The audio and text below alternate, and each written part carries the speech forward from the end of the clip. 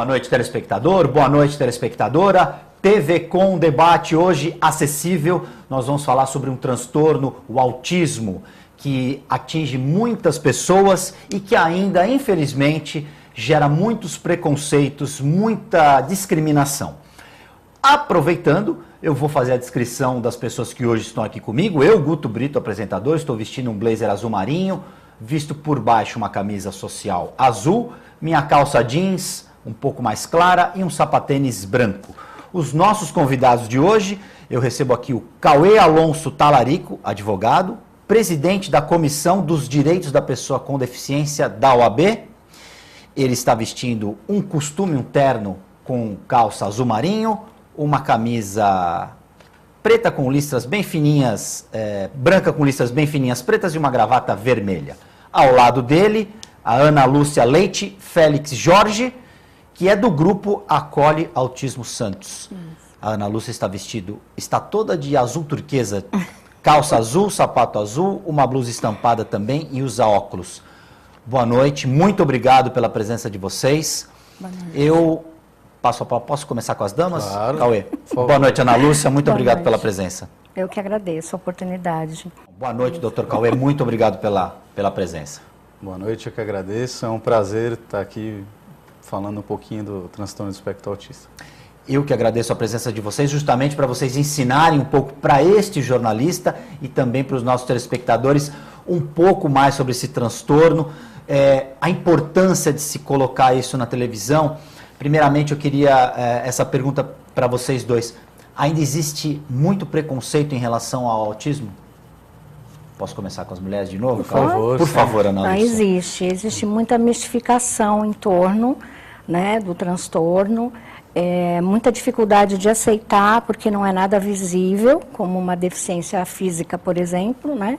E muitos não têm outras comorbidades que indique logo que tem uma deficiência. Então, os comportamentos meio bizarros, meio de birra, dão a sensação de que você está lidando com uma pessoa mal educada, com uma criança mal criada, geniosa, ou que os pais não têm pulso, e muitas vezes não é isso que significa. A criança ali já está desenvolvendo esse transtorno. Ela já está apresentando que esses comportamentos são respostas inadequadas a algum mal-estar que ela está sentindo, algum incômodo.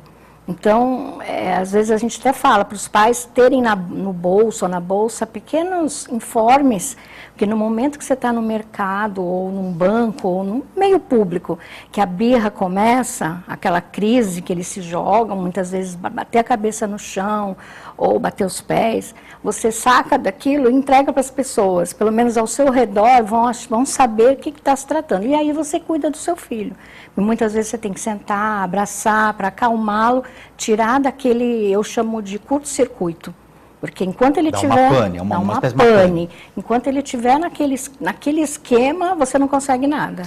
Vamos informar também para o telespectador, você tem um filho com autismo. Quantos anos ele tem? Ele está com 18,5 agora. 18,5. 18 anos, já é um adulto. Já é um moço. Você tem um filho ou uma filha? Um filho. Um filho com autismo também? Autismo. Quantos anos? Está para fazer 5 anos. Muito preconceito ainda, Cauê? Ou muita desinformação? Muita desinformação, né? É a ignorância que leva realmente à discriminação, né? Na minha opinião. Então eu acho que realmente eles têm realmente algumas marcas características, têm realmente algumas dificuldades e eu acho que a falta de conhecimento é que acaba gerando esse tipo de preconceito. A impressão que fica para as pessoas realmente, principalmente quando há essas crises de birra na criança, é de que a criança realmente é mal educada, mas passa muito longe disso. Ele naquele momento ele não consegue controlar suas emoções, né? A pessoa que tem o transtorno do espectro autista, ela pode ser por ele está descompensado na parte sensorial, ou a gente nem sempre consegue identificar qual é o problema, mas ele realmente passa a ter alguns comportamentos disruptivos, ele entra num curto-circuito realmente, e naquele momento não adianta você querer intervir, porque se não der um tempo para ele realmente se organizar e se acalmar, só vai piorar a situação. Então, para quem vê de fora, e todo pai, né, já passou por situações que hoje são engraçadas, mas que no momento são constrangedoras, sabe, né, você percebe no olhar do outro realmente o desconhecimento e até pelo olhar, às vezes, uma certa discriminação. E é importante porque essa questão da birra, por exemplo, toda criança tem. Eu tenho uma Já é filha natural. também, me Claro. deixa em determinadas situações, a gente fica... E a dificuldade justamente de se identificar esse a transtorno na causa. criança, exatamente. É. Você, inclusive, é professora de formação, também teve que treinar esse olhar. Você já tinha tido na tua profissão Na sala de aula. lecionado para autistas? Então, provavelmente eu tive vários, mas nunca identificado, nunca com um laudo, né? Porque eu me aposentei o ano passado e praticamente de uns 2, 3 anos para cá é que os laudos começaram a aparecer, talvez por causa da informação estar rodando mais, né?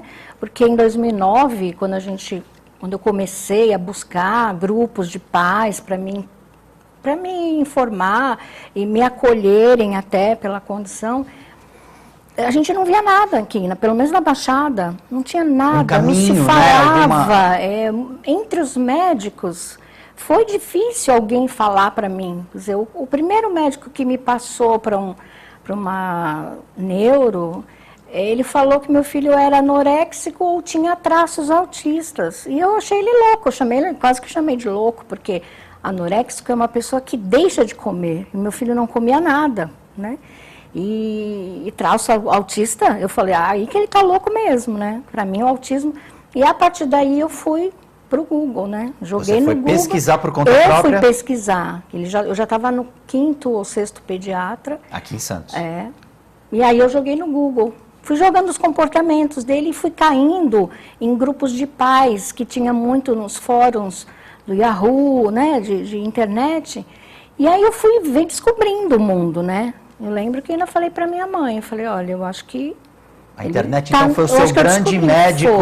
Foi quem mesmo. te ajudou a ir cruzando as informações. Exatamente. Aí eu fui direcionada por uma psicóloga que eu liguei para tentar, mais uma, porque ele passou por 5 ou 6 nessa época. Psicólogas também. Também, muita gente assim... A minha esposa, por exemplo, é fonoaudióloga e ela recebe alguns casos em que os pais pensam que o pediatra indica, olha, a gente acha que ele é surdo. Sim. E aí a minha esposa comenta, porque ela já tem alguma experiência, ela fala, a gente... É corriqueiro. É difícil até você passar isso, eu já percebo, até pela repetição, a experiência vai dando esse olhar clínico para o Quase profissional. as mesmas coisas, eles são bem diferentes, mas quase os mesmos E aí, caminhos. olha, mãe, não é surdez, ele está ouvindo bem, porque eles têm que fazer o teste. Eu passei exatamente por isso. Você passou por isso? Na época, a gente não tinha também... Estava em busca de um diagnóstico. Na verdade, era a minha esposa e a minha sogra que estavam desconfiando, né, de que ele poderia ter alguma coisa...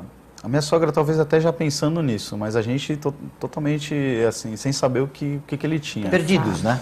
Porque o meu filho ele teve um desenvolvimento adequado até acho que 1 ano e 8 meses, 1 ano e 9 meses, ele foi se desenvolvendo, andou no tempo certo, fisicamente ele se desenvolveu adequadamente. Se alimentava muito melhor do que se alimenta hoje, assim como o filho da Ana, o meu também se alimenta muito... Aliás, o meu não se alimenta de praticamente nada.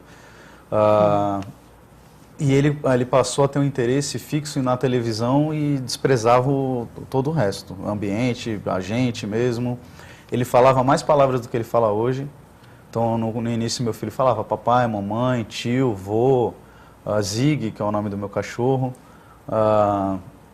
Nem lembro, mas ele falava mais palavras do que essa e hoje ele não fala nada. Meu filho vai fazer 5 anos, fala um pouco às vezes mãe, esporadicamente solta a palavra pai, não, ele fala com frequência e só, umas vezes ou outra ele acaba falando uma palavra. Mas acho que toda a família de pessoas com autismo passa por esse processo. O meu também pediram para a gente levar no otorrino para ver se ele era surdo e numa fono, né? E aí eu lembro que quando ela falou isso, eu falei, pô, que absurdo, porque meu filho vê desenho e ele saía, ele não ligava quando a gente chamava, mas ele assistindo o desenho em casa, E às vezes ele estava no quarto dele, a televisão na sala, começava o desenho que ele gosta de ver, ele saia correndo. Agora começava a musiquinha da Peppa Pig, ele saia correndo do quarto para sentar na sala. Santa Porquinha. Santa Essa Porquinha. faz milagre. A galinha Pocoyo, galinha pintadinha. Então, era assim, eu então, sabia que ele escutava, que ele não tinha nenhuma deficiência auditiva, eu tinha certeza. Sim. Começava a musiquinha da Peppa, ele já ia saía correndo. E até hoje ele continua com a televisão, essa coisa da imagem? Ainda. Ele gosta muito de ver, né, vídeos no celular ou no tablet e na televisão, se deixar. E ele deve mexer com extrema maestria no celular. Ele mexe melhor que eu. Ele não sabe ele o não que quer. escreve, né? Sim. Não, meu filho não é alfabetizado ainda. Mas ele já, eu acho que até pela lista de buscas, ele consegue encontrar o desenho que ele quer assistir. Ele vai escolhendo, vai passando até chegar no desenho que ele pretende ver. Traçam os caminhos mentalmente, né? Eles fazem gravam. as próprias linhas. A questão da família. A família, praticamente, você tem que descobrir as coisas sozinha, né? A família fica... Vocês relataram que você ouve várias opiniões e, ao mesmo tempo, não tem nada de concreto. Não, a observação foi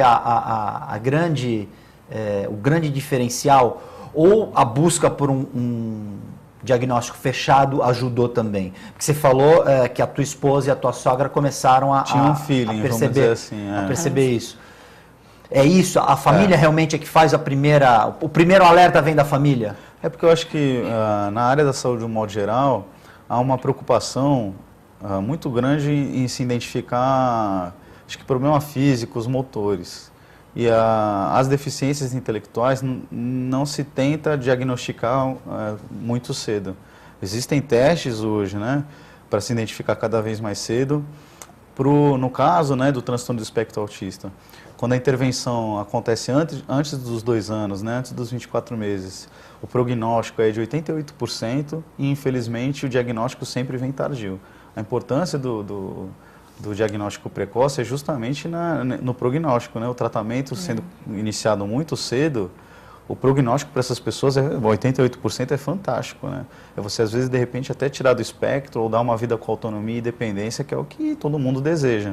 Não é uma deficiência, não se deve, as famílias não devem buscar cura, porque não existe cura. Tem até gente que trata o autismo como um dom, por ele ter habilidades, né, diferentes de outras pessoas, mas para as dificuldades que ele tem, né, para as limitações que eles têm, quanto mais cedo você começar, melhor, né, o tratamento. Então, eu acho de suma importância que a classe, não só a classe médica, mas que hoje, né, se fala num tratamento multidisciplinar. Então, que todas as áreas comecem a voltar os olhos para essas pessoas e contribuir para o tratamento dela. A família é essencial. Família é essencial, acho que para tudo, inclusive no tratamento. O apoio, né? O acolhimento, com certeza. Não é só lutar contra a discriminação em si, mas contribuir com o tratamento da pessoa. Então, existem métodos que são aplicados que podem ser continuados em casa. Então, eu acho essencial a família, tem a fase que todo mundo chama de fase de luto, passar pelo luto o mais rápido possível. Explica como é que funciona essas fases. Tem a descoberta, então é a fase do luto. Eu não gosto de usar muito essa expressão fase do luto, embora porque parece que a pessoa morreu e na verdade não é nada disso. Mas o preconceito é tão grande que o diagnóstico, na verdade, né, falando aqui como pai, o diagnóstico na hora que você recebe não é uma notícia fácil. Então, realmente, eu não passei por uma fase, eu não chamo nunca de fase de luto. Como a gente vinha, né, procurando vários médicos, psicólogos, né, caminhando na luta desse diagnóstico, a hora que ele veio, realmente há um impacto muito grande quando você recebe essa notícia, né? Então, acho que todo pai de pessoa com deficiência, quando percebe que o seu filho tem alguma limitação, tem um baque natural. Podemos chamar de choque. É um choque, um choque tudo. O luto acho que é muito forte. Um impacto acho que, na verdade, é um soco no ideia peito, do luto né? é filosófica, porque principalmente quando são os primeiros filhos, a mãe principalmente idealiza, né, aquele bebê e tal. E aí quando vem a notícia, às vezes a pessoa não tem muita informação ou não queria ver aquilo, não queria enxergar, quanto mais resistente a pessoa está, para aceitar que alguma coisa existia, eu acho que é mais difícil. Então, o luto seria isso, desconstruir aquela criança que você idealizou e, vamos lá, tem uma nova na sua frente, e você tem que mandar ver, tem que reconhecer, aprender a reconhecer. É ler aquela criança, é ler o seu filho, para poder entender muitas vezes. Tanto é que muita mãe conhece o choro, né? Quando é choro de dor, quando é choro de manha, quando é choro de raiva. Então, é mais ou menos por aí. No meu caso, também foi um alívio total. Porque, quando você descobriu? Sim, porque ele já estava com 8 anos e meio. E muitas das questões dele, era uma criança bem diferente, porque não comia, não gostava de bala, chocolate, pirulito, quer dizer... Nada que desse para ele comia? Nada comestível. Ele tirava da boca, desde a primeira papinha. E como que se alimentava ele? Só com a mamadeira de leite de soja, que quando aos 18 dias ele teve refluxo, já descobrimos, e aí ele teve um pequeno engasgo, e aí o médico falou, ó, vamos passar para o leite de soja, que é mais fácil, né, de aceitação. E aí a gente dava leite de soja, mucilon e mel. Eu não podia pôr nada nessa mamadeira, que ele percebia e ele devolvia. Em função de ter um sentido o mais sensorial apurado. Muito apurado. E o mais curioso, quando ele começou a se aproximar de alimento, foi de farofa, pipoca, de coisas completamente, nada macio, né? Coisa salgada, coisa forte, de certa forma. Mas bem seletivo, bem fora bem desorganizado o desenvolvimento. A gente percebe muito isso neles, que é como se fosse uma bagunça, sabe? Fora dos padrões médicos, fora dos padrões estabelecidos, né, pela sociedade. Então, acho que vieram mesmo para... E até por falta desse padrão, é que vocês ficam perdidos, né? Aí a gente tem que compará-los com eles mesmos, né? Na verdade, porque você não pode estabelecer. Ele não comia nada, fazia esses exames periodicamente, né? Lógico, laboratoriais, e ele nem anemia ele tinha. Quase não bebia água também. Foi beber água com 1 ano e 1 mês, mais ou menos, 1 ano e 2 meses. E o pediatra, o mais antigo que ele teve, ele falava, ele tem a água que ele precisa. Foi um pediatra dos antigos mesmo, foi meu pediatra. Ele falou, não se preocupe, se ele não pede água é porque ele não precisa. Se ele faz bastante xixi, faz. Então, ele sempre teve o que ele precisava. Ele não tinha doença nenhuma. Até doença infantil, ele pegou depois que um irmão pegou. Ele não era nem o primeiro a ficar doente. Não foi teu primeiro filho? Não, ele era o meu terceiro. Terceiro filho. Já tinha mais 2. Justamente, você tinha falado que os 2 primeiros tinham sido prematuros. Isso, Então, saudável ele é. Né? Ele sempre foi, assim, de forma... Veio mesmo para bagunçar, para a gente, né, repensar conceitos, preconceitos, padrões. O primeiro dente dele foi com 1 ano e 5 meses. Totalmente diferente. Totalmente diferente. E foi o pré-molar, que é natural nessa idade, mas aí depois que nasceu o pré-molar, veio todo normalmente, quer dizer... Só a bagunça na ordem, entendeu? Quer dizer, mas veio com 3 anos, dentes. tudo. Com 3 anos ele não tinha, ele tinha cartilagem no pé ainda, não estava com os ossos formados. Então você começa a juntar as coisas, né? Depois de um certo tempo, você fala, realmente, antigamente chamava, né, de transtorno invasivo do desenvolvimento. É mesmo um transtorno, uma bagunça ali. Mas ao mesmo tempo... Não tem nada de grave, né? A exceção da alimentação, o resto sem problema. Sem problemas, assim. A parte social, né? A integração social dele, tipo escola. Escola sempre foi um problema, porque ele nunca se sentia bem, né? Nunca. Ele ia porque a gente levava, né? Na marra e tal. E ele começou a se sentir bem aos 11 anos, quando eu fui para uma escola. Ele chama-se Colégio Interativo, e ele foi muito curioso, porque quando eu levei para conhecer, eu já conhecia, né? Aqui em Santos. Aí ele chegou na porta, assim, no muro da escola, e ele falou, mãe, é aqui que eu vou ficar. Ele pressentiu, a energia da escola foi, assim, fantástico, e ele até hoje adora. Academicamente, ele não acompanhou muito tempo.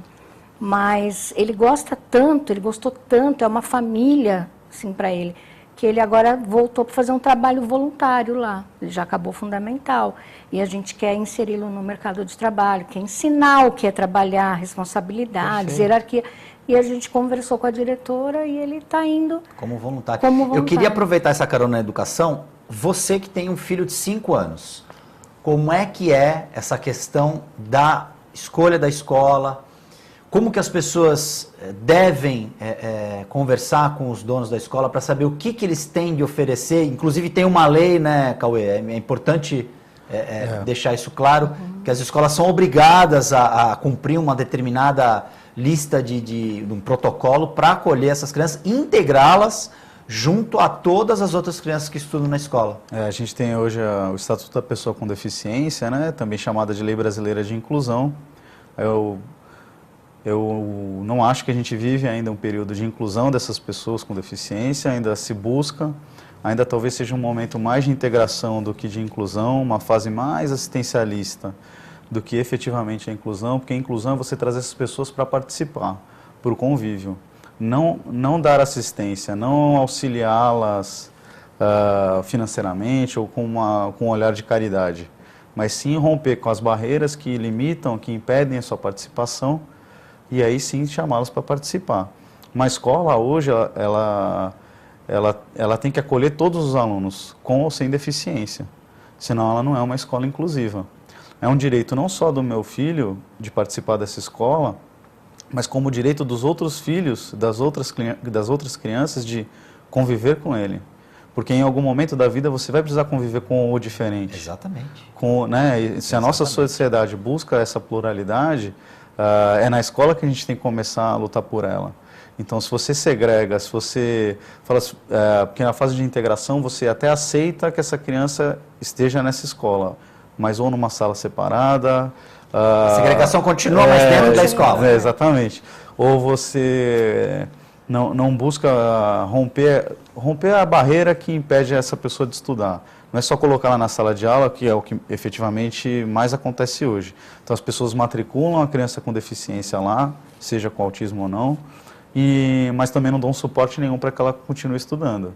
Então, se ela tem deficiência visual, não dão material adaptado para ela. Se ela tem autismo, não dão material adaptado para a pessoa com autismo, dependendo da dificuldade que ele tem, nem todos precisam, né? Ou se ela tem uma deficiência auditiva, não colocam um intérprete de Libras para ela. Não adianta nada, isso não é inclusão. Isso pode ser um depósito de pessoas. Inclusão efetivamente não é.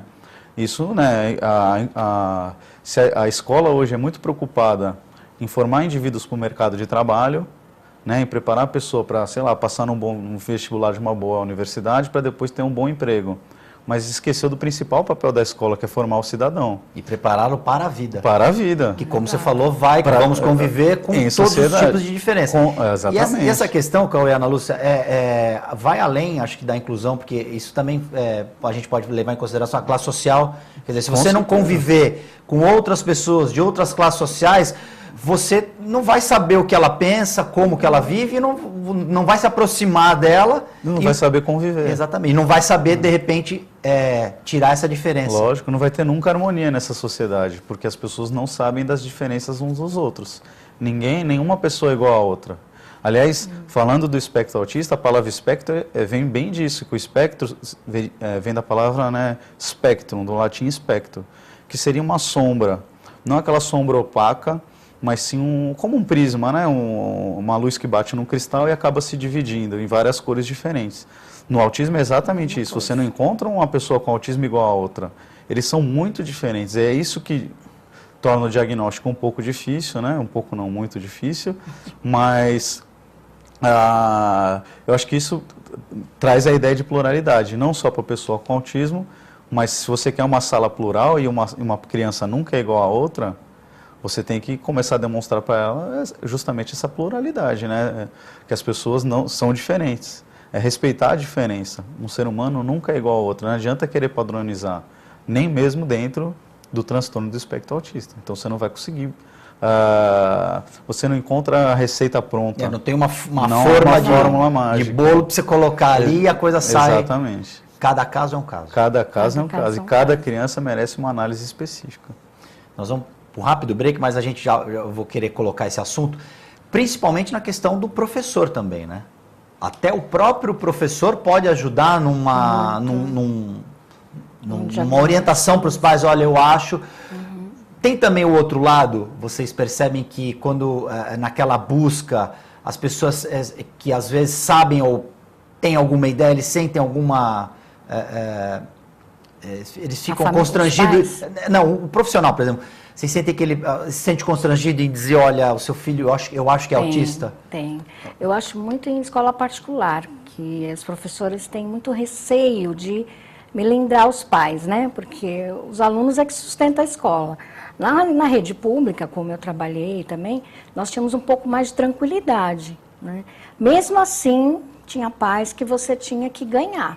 Teve pai de eu levar o ano inteiro, né, conversando e levando, né, tentando mostrar o que a mãe já enxergava, porque inclusive o pai tinha tido um histórico semelhante ao do filho, né? E aí eu lembro que na terceira ou quarta vez que nós conversamos, eu falava das coisas que ele fazia, até boas, o menino desenhava muito bem, e as lágrimas começaram a escorrer, foi quando ela se desarmou e contou toda a história da família, então ela sabia, né, que tinha alguma coisa, mas às vezes existe resistência.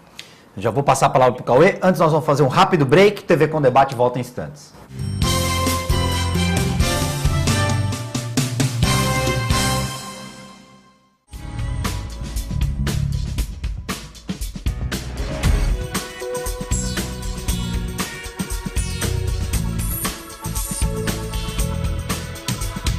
Unilaser, um centro de referência único que, concentrando recursos tecnológicos e a capacitação técnica de seus médicos, pode diagnosticar e tratar as doenças da visão, aplicando uma oftalmologia de ponta com reconhecimento nacional e internacional.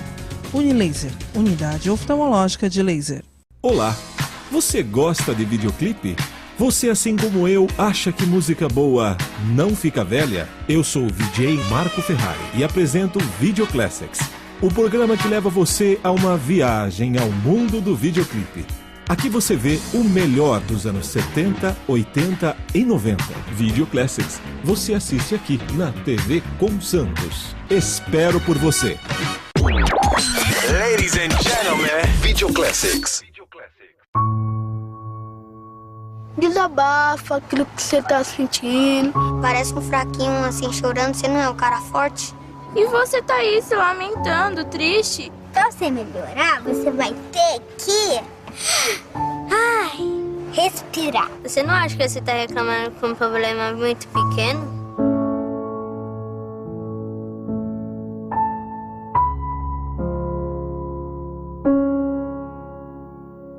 Alô, galera! De segunda a sexta-feira, à 13h, aqui na TV Com, você confere o TV Com Esporte. Tudo sobre o esporte amador da Baixada Santista. E a reprise é às 7h15 da manhã. Eu espero você aqui na TV Com. Tchau!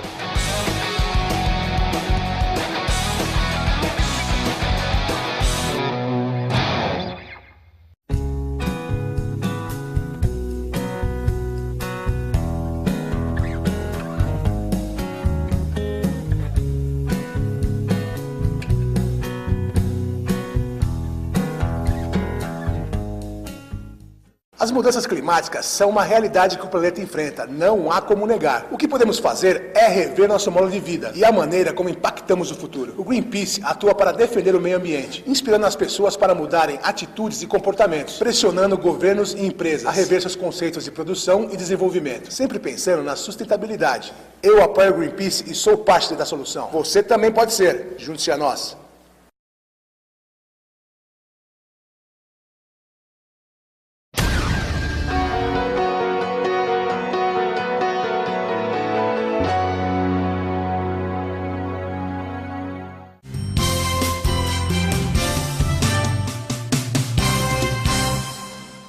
TV Com Debate já está de volta. Hoje nós falamos sobre o transtorno, o autismo, um transtorno que é muito difícil, apesar da tecnologia do século XXI, ainda é muito difícil um diagnóstico fechado. Hoje nós estamos aprendendo um pouco mais sobre esse transtorno.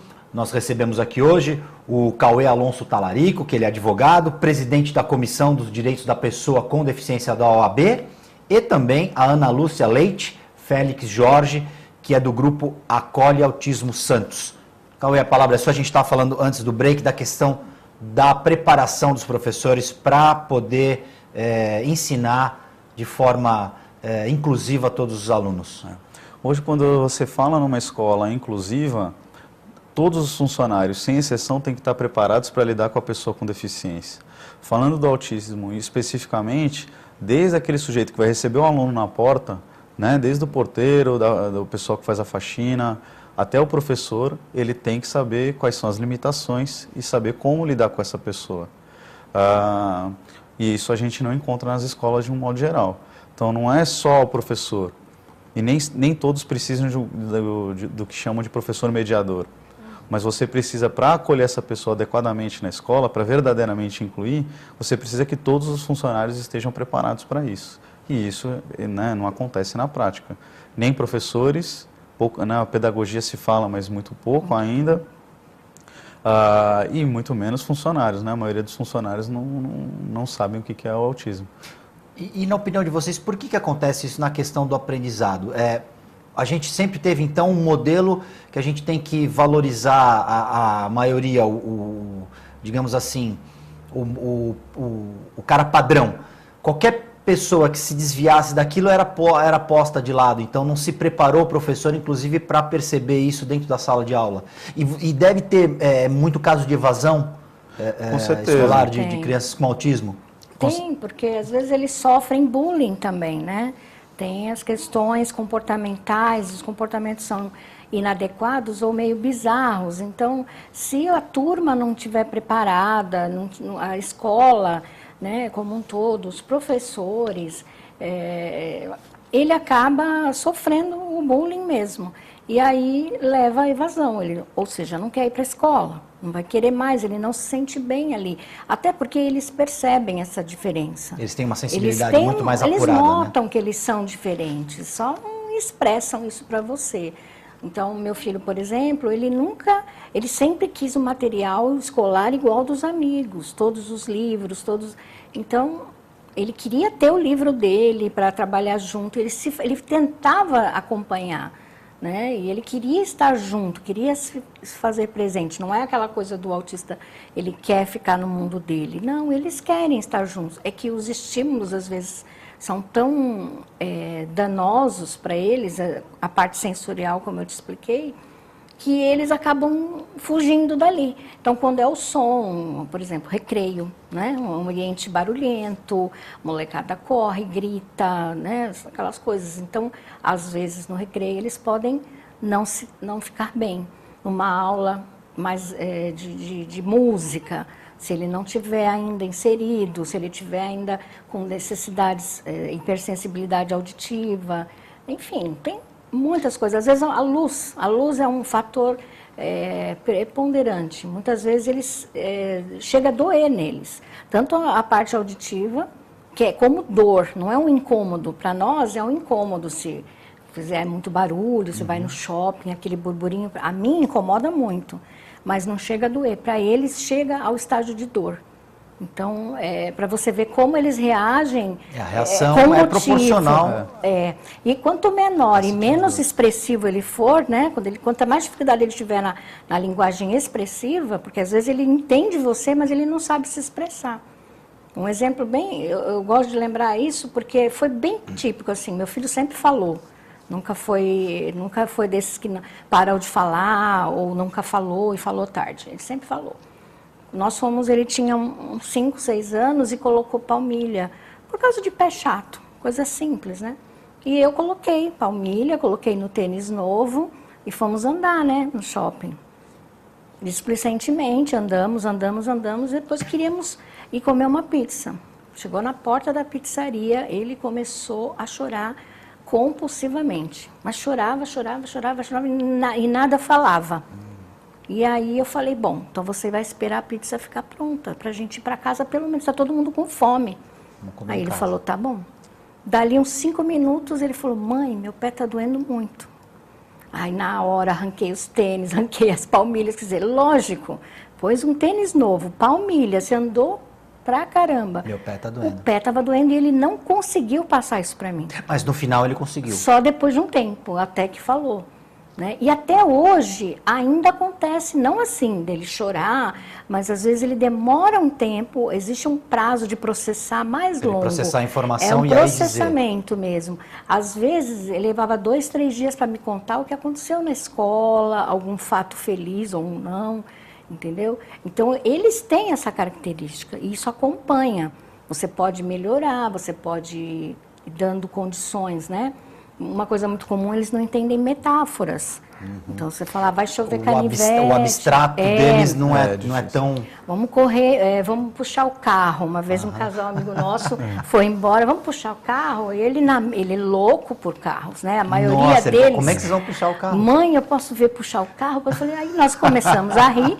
E minha amiga explicou, não, é que nós vamos embora, eu e o tio vamos embora. Depois de toda a explicação, ele falou, tudo bem, mas eu posso ir ver? Como quem diz, eu quero ver como é que é. Como é que é puxar o carro. Ele não se contentou. Né? E aos poucos ele foi administrando isso, ele foi entendendo, né, o que quer dizer. Né?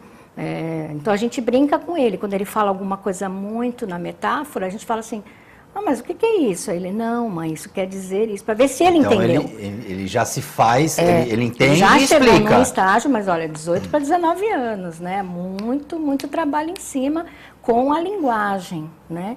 E às vezes eles não entendem certas coisas que a gente fala, ou como que as coisas se processam. Então, essa rigidez é muito comum neles. Então, todo mundo tem que estar preparado, como ele falou, desde do recepcionista, para entender por que às vezes eles empacam em certas coisas, né? Na escola, em qualquer ambiente que seja. Fora do Brasil, eu tenho algumas amigas, uma amiga que morou lá um tempo, em Londres, que ela até se assustou quando tinha acabado de chegar, foi ao mercado e eu acho que o filho estava dando um dos pequenos pitis, mas o próprio segurança, assim, na entrada do mercado, já falou para ela, já foi acolhendo, e ela, não, ele tem autismo. Ele falou, não, ele falou, não, ele tem autismo, não tem? Ela assim, como é que você sabe? Ele disse, não, a gente sabe, tal, e foi acolhendo, tal, e ajudando a mãe, né? Agora aqui você não vê isso. A diferença que vocês falam, a gente está falando na questão da escola, um profissional do mercado, exatamente. O preparo da sociedade para esse tipo como é a sociedade que está preparada. Né? Tem a diferença que estar mesmo. A gente precisa preparar. É restaurante, é a praia, é... Todos nós, né? Todos nós. Você pode cruzar com qualquer um aí na rua, né? E às vezes a mãe está aflita, sozinha. Precisando de ajuda, como nesse caso, adultos, né? Com um filho adulto, porque quando é pequenininho todo mundo até acha graça quando pega um refrigerante do outro e tal, mas existem relatos tristes dos mais velhos, né? Então a gente se preocupa bastante, porque eles crescem, né? Sim. Se tornam adultos. E aí fica difícil até de fisicamente você conter né? Ou até a pessoa entender, né? Então é complicado. Na questão do bullying, é importante que as famílias das crianças também se conscientizem de que isso não deve ser feito. E trabalhar todo mundo junto. Para se ter essa... As crianças são simples, elas não têm nenhum tipo de malícia, nenhum preconceito. Nós adultos e as famílias aí que criam esse tipo de situação, né? Ninguém nasce preconceituoso, né? Do mesmo modo que as pessoas, né, aprendem o preconceito, você com a educação você consegue combatê-lo, né? É essencial isso, é essencial a participação da família. Falando do meu filho especificamente, eu me considero uma pessoa com muita sorte. Na escola onde ele estuda, na classe dele, graças a Deus, eu não tenho problema nenhum. Tudo bem que ainda é cedo, mas até no Dia Mundial de Conscientização teve família que vestiu azul, que é a cor, né, do autismo. Eu já tive casos do meu filho, principalmente férias, né, porque sempre que você corta a rotina deles, eles têm uma certa dificuldade. Então, eu não lembro se era feriado ou férias, meu filho estava com dificuldade de entrar na escola novamente.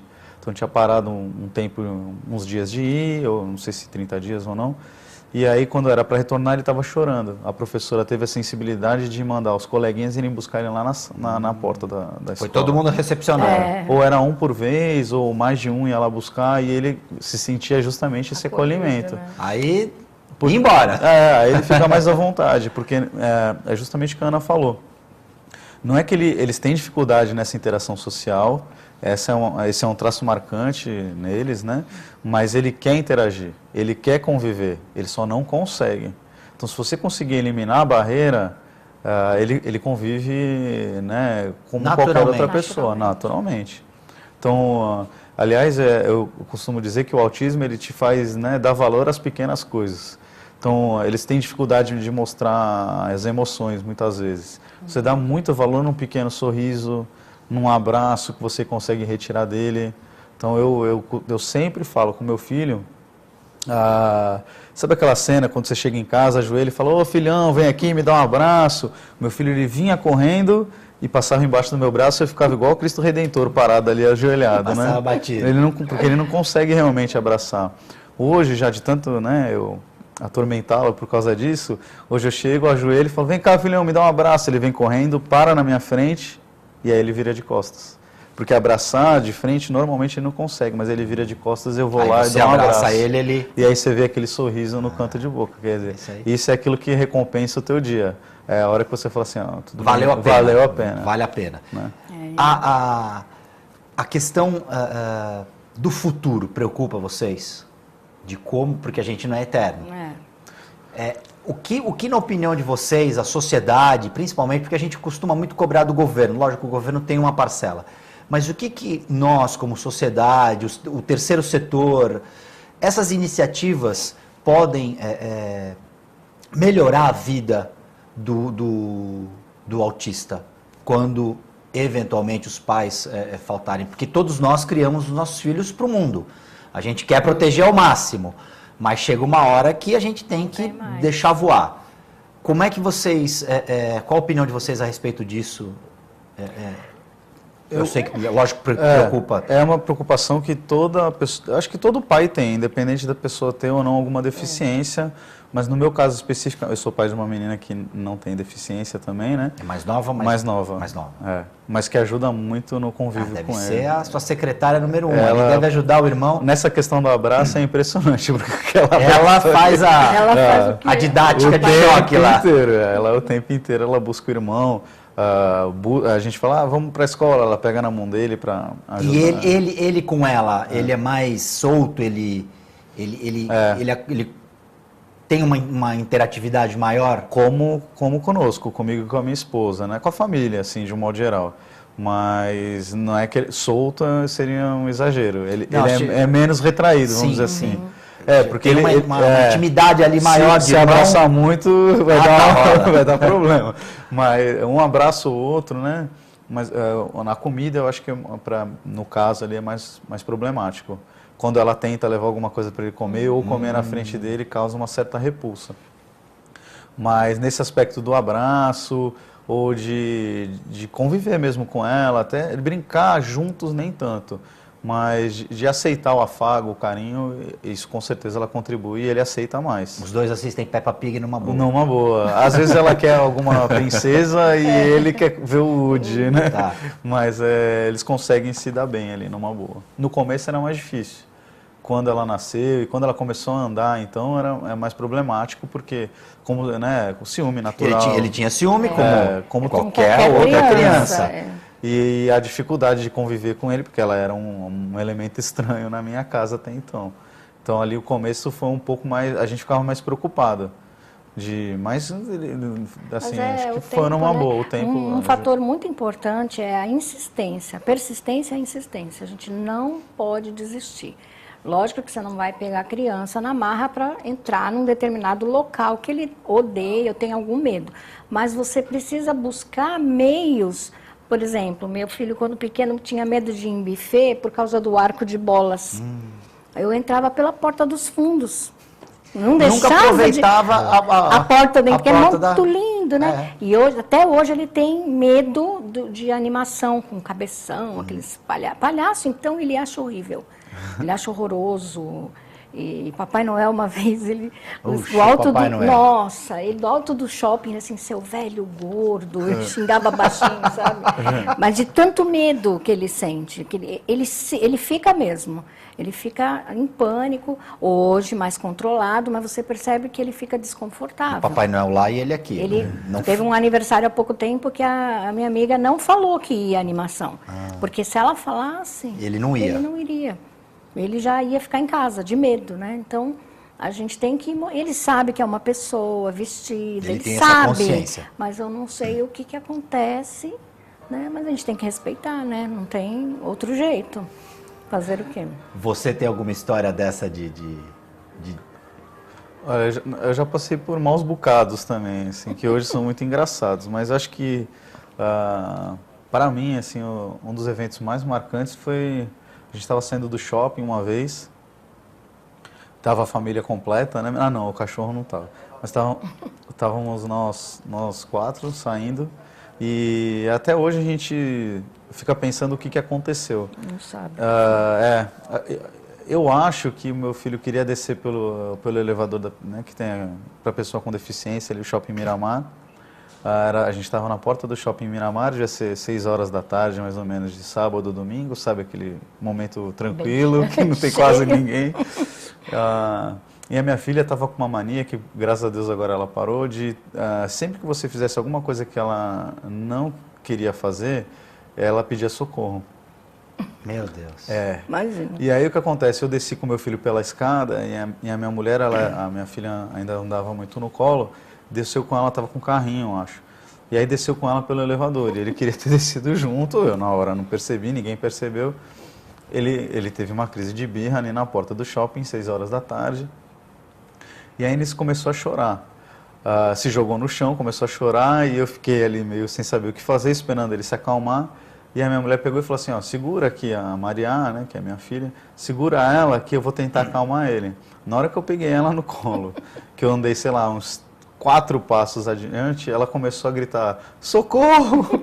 Meu não, Deus. Socorro, não! E o menino chorando ali do lado. Você praticamente um sequestrador, né? Eu olhei, passou um senhor por mim, me encarando, olhando assim pra mim, ficou parado, olhando, eu falei, meu Deus, eu vou ser preso aqui hoje.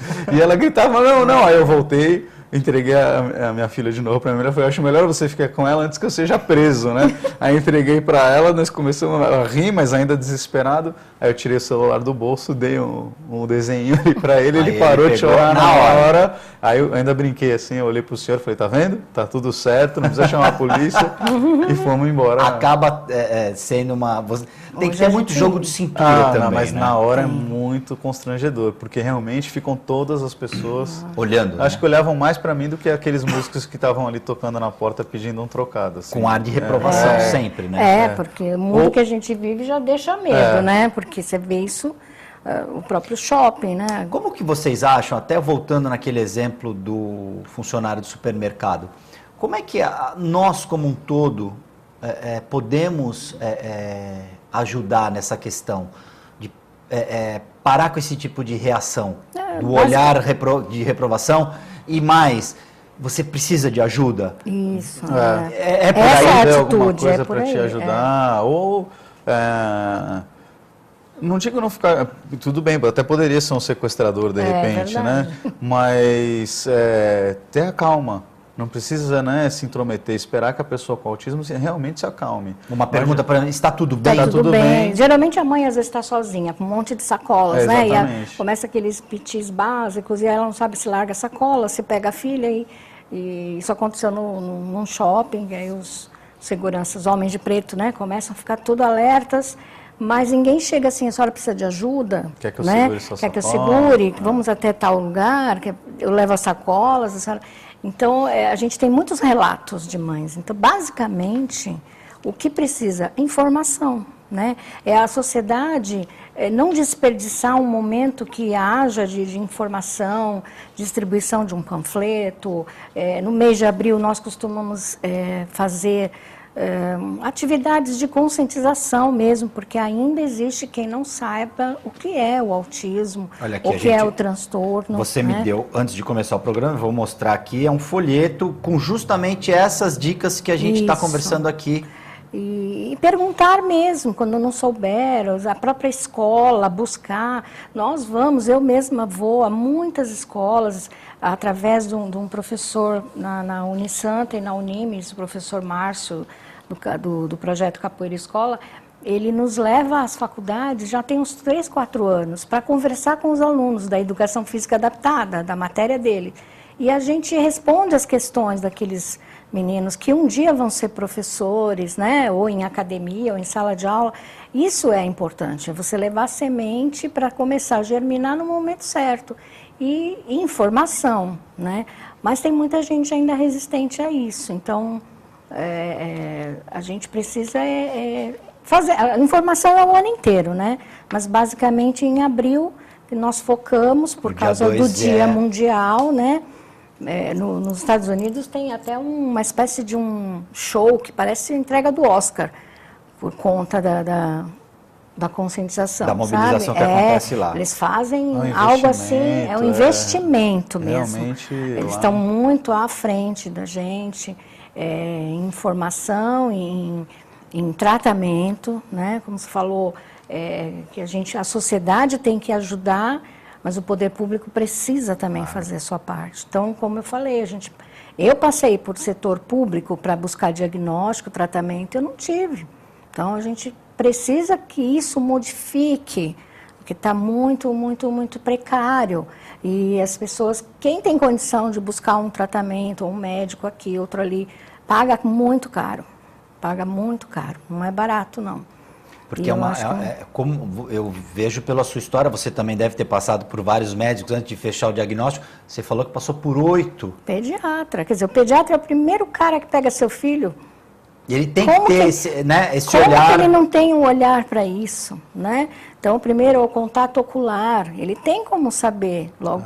A gente hoje sabe, mas nós aprendemos na raça, na raça, porque nós tivemos que buscar informação, tivemos que aprender com os nossos filhos. Existem testes hoje feitos em recém-nascidos. Recém-nascidos e até dentro do útero. Já estão fazendo algo para se detectar. No exame intrauterino é possível. Já estão chegando nesse ponto. Pelo menos quando tem algum problema genético, eles já conseguem identificar. E esse que é feito no recém-nascido, normalmente eles fazem no olhar. Então, o bebê, quando é amamentado, se ele não olha para a mãe, ele tem uma fuga no olhar, por exemplo. Aquele olhar perdido. É um desparecer. Apesar de que o meu tinha o contato ocular, né? O meu não era parâmetro, porque até o otorrino, que ele ia, ele falava, ele não tem nada de autista. Ele olha no olho, ele fala. Mas imagina, como se não tivesse autista que falasse. Exatamente. Então, até o próprio médico... Os médicos também estão aquém. Tem que atualizar em relação a essa... Exato. Eu conheço uma mãe de Goiânia, ela é minha amiga de internet, nós nunca nos vimos pessoalmente. Mas eu tenho muita admiração por ela, porque ela veio para São Paulo, que aos 4 anos essa mãe era pediatra. Ela descobriu que a filha aos 4 anos tinha autismo. E ela ficou tão inconformada por ela não ter percebido que ela veio para São Paulo para os tratamentos da filha e ela fez especialização em psiquiatria. Agora já voltaram para Goiânia e ela é psiquiatra lá. E aí, duas perguntas. O diagnóstico, existe um médico que possa dar um diagnóstico? Ou isso, vários médicos têm que fazer a análise para aí se fechar o diagnóstico? O psiquiatra e o neurologista são os mais indicados. Mas às vezes, na dúvida, quando eles são muito pequenos, é o que a gente até no começo estava falando, quando paira dúvidas, eles pedem às vezes uma avaliação multidisciplinar. Então, fono, psicólogo, TO, e ainda que se tenha dúvida, deve-se iniciar a intervenção. Porque como o Cauê falou, quanto mais cedo começar... Exato. E se não for autismo, graças a Deus, não vai fazer mal. Então, houve até uma reportagem que me passaram o link esses dias, e não sei porque está na reportagem a mãe dizendo que a filha tinha sintomas, fez o tratamento, a intervenção, agora não tem mais. Então, não se pode dizer que ela tinha autismo, porque o autismo não tem cura, ainda não tem. Então, o que pode ter acontecido é ela não ter autismo, ela tinha traços. E aí já a intervenção precoce já agiu, né? A estimulação precoce de quando pequena, bebê, já extinguiu aquele comportamento. Então, aí não é que ela tinha autismo, ela não tinha, ela tinha traços. Então, é meio receoso de você passar uma informação, né? O que a gente fala é de diagnosticar antes, mas pelo menos como hipótese diagnóstica, mesmo que você não tenha certeza, comece o tratamento. Porque aí, se for autismo, você já está no caminho, vai melhorar a qualidade de vida. Se não for, também não vai fazer mal. Não vai fazer como você falou. O que se busca é justamente autonomia e independência. Quanto Exatamente. antes houver intervenção, melhor vai ser, né? O prognóstico vai ser sempre melhor. A minha última pergunta, a importância da internet para vocês. Você falou que é amiga dessa médica de Goiânia pela internet. Nossa, a rede ajuda nessas horas? Muito. Troca de informações, outras mães, você também deve ajudar bastante? Muito. E nós temos o Facebook por causa de uma mãe que queria que o grupo tivesse um Facebook. Eu tinha muito receio, porque tem mães que são mais fechadas, não gostam de abrir para a família, às vezes diagnóstico ainda tem isso, Nós né? vamos colocar aqui, mas aí o Facebook o Grupo Acolhe Autismo Santos. Mas ele tem sido muito bom porque você troca ali, você troca informações, desde indicação médica, terapias, até atividades sociais mesmo. E também né? acho que deve ter espaço para um desabafo, para um converso Sim. de mãe para mãe, de pai para pai. As mães começam a fazer pequenos grupos no WhatsApp e aí fica aquela coisa de terapêutica mesmo. Uma né? comunidade que se ajuda. Uma comunidade que se ajuda. E às vezes uma experiência que você passou pode servir para outra mãe, certeza. mesmo que não sejam casos, um não é igual ao outro. E principalmente na condução dos tratamentos, na busca quando a mãe está perdida, né? Aquela coisa de onde que eu vou, né? Primeiro tem que ver todo o entorno, às vezes fica muito doente, em torno do autista. Sim. O tratamento, às vezes, para o autista nem é tanto. É a família às vezes, necessita muito apoio. E acho que uma das coisas fundamentais é mostrar para essas famílias que elas não estão sozinhas. Não, exatamente. Né? Que outras pessoas passaram por isso, conseguiram vencer essa situação de alguma forma e que podem ter experiências que ajudem a elas também a superar esse... E aí vai formando uma corrente, né? Existem pesquisas aí, hoje está 1 para cada 66, né? Um caso de autismo identificado a cada 66. Então, onde fazem estatísticas direitinho. Aqui no Brasil não tem. Estamos engatinhando praticamente... Nem estatística, nem censo. Aqui é tudo por estimativa. Mas seguramente de 1 a 2% da população você pode contar que tem autismo. E há quem diga que futuramente aí vai ser 1 para cada 2. 1 para 2. Nos próximos 20 anos. Mas são previsões. Previsões, não dá para ter certeza. Mas o número com certeza tende a aumentar, até por conta do aumento no estudo. Como as pessoas estão estudando mais, o diagnóstico com certeza vai aumentar. Sai mais também. fácil, né? Rapidamente. Mais um motivo para a gente falar sempre desse assunto, que eu acho de suma importância. Cauê, muito obrigado pela sua presença. Ana, muito obrigado pela sua presença. Voltarão aqui mais vezes, porque é um assunto que merece e tem muito ainda vocês a passarem, principalmente nessa experiência. Muito obrigado. Boa noite. Boa noite. Agradeço demais o convite. É sempre importante debater esse tipo de tema para a gente realmente eliminar o preconceito. Peço que as pessoas acendam uma luz para o autismo realmente. Com certeza. Parabéns para vocês dois, viu? Obrigada. Telespectador, muito obrigado pela audiência. O TV com Debate volta na próxima edição.